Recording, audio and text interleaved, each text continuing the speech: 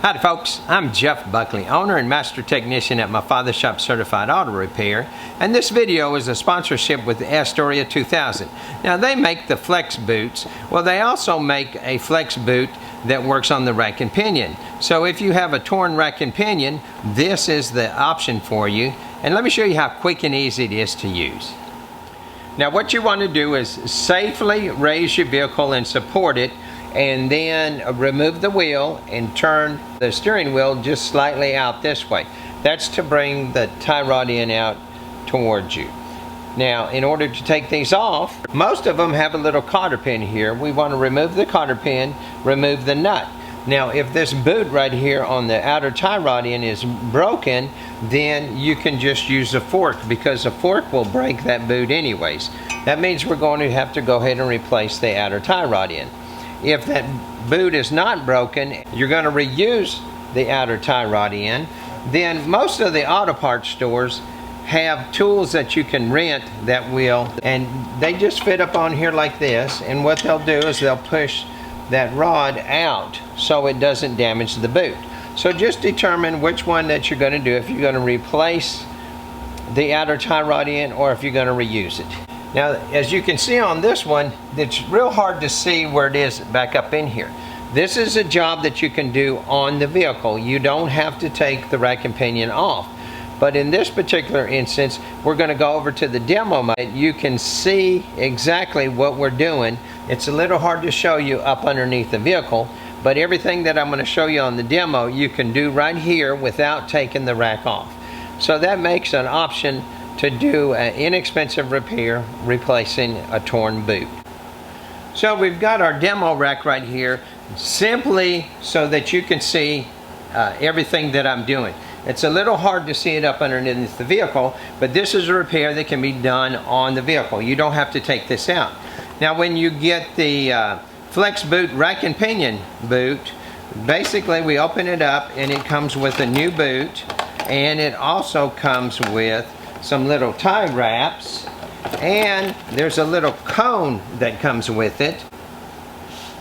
Now with the Flexx Boot, you have two options. If the outer tie rod is not torn and you can reuse it, then it comes with the cone. And basically what you do is you just get some lemon pledge and you spray it on there just to lubricate this up.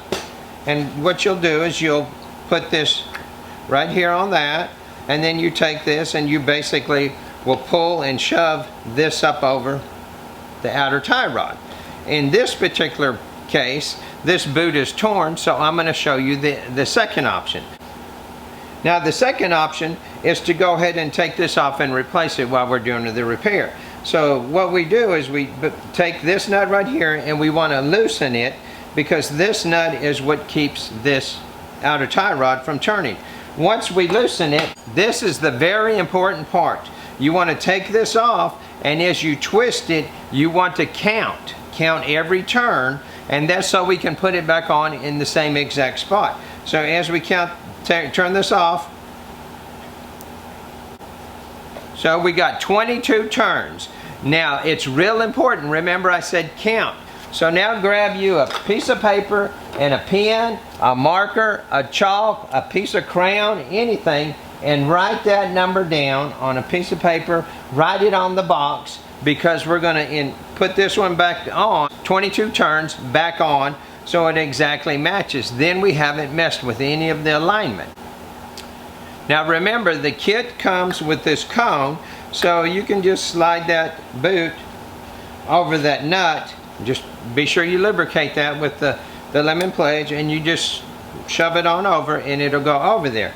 But in this particular case, I'm just, for ease of installation and just showing you so you can see all of the procedures, I'm going to take that off. The outer clamp is just a pinch clamp, and so we just use the pliers and we just take that off nice and easy. It comes off. The inner clamp is one that's actually crimped down. So what you do is get you a little screwdriver, a little pry bar. Now that clamp, the crimped on clamp, is right on the inside here. Sometimes you'll have grease and dirt built up on it, so you can just twist where it has that crimp spot on it, and it'll release it, and you can just pull that off and discard that. You're not going to be able to reuse it. Now remember, I said if this is a torn boot, so you can see this boot is torn. That's why we're replacing it. That's why we're using the Flexx Boot, to make a simple and quick, inexpensive repair. If it's leaking the power steering fluid out, then there's an additional repair that has to be done to the seal on the inside, because the seal is what's leaking. This boot doesn't hold any power steering in. It basically just keeps all the dirt and the road gunk out from getting on this shaft, and so that's why we want to replace these, so that we don't get any buildup in here, which causes the seal to leak. So if you see your boots leaking, get an Astoria 2000 Flexx Boot and the power steering rack and pinion kit to get the boot. Now this does have a little lip right here on the outer edge, and so you use your screwdriver just to get it off that lip, and as you can see, this just slid right off. So now we've got it off and we're ready to put the new one on. The other little tip I want to tell you is this is actually the inner tie rod in here. So if you have any play in here, now again is the time to do an additional repair. Additionally, there's a special tool that you can rent from your local auto parts store, and you put it on here and it will actually twist, and you can buy this inner tie rod, and it twists the inner tie rod off, and then you can also replace that if you have the problem. If you don't, then what we want to do is make sure that we clean up this shaft right here a little. If there's any dirt or gunk in there, we don't want it to cause any additional problems. We just clean this up a little, and if this has any dirt and grime on this, you want to take a brush and brush all that off. Again, we're just cleaning it up before we slide the new one on. Now that we have it off, you can see we don't really need the cone to slide this on, because I've taken that other stuff off. So we just pull it out. Now we slide the boot over, we have to get it over the inner tie rod. Now as you pull the bellows over, then just simply push them back just a little, and you'll have the end of the boot right there. And then this particular boot actually has where you can adjustment size.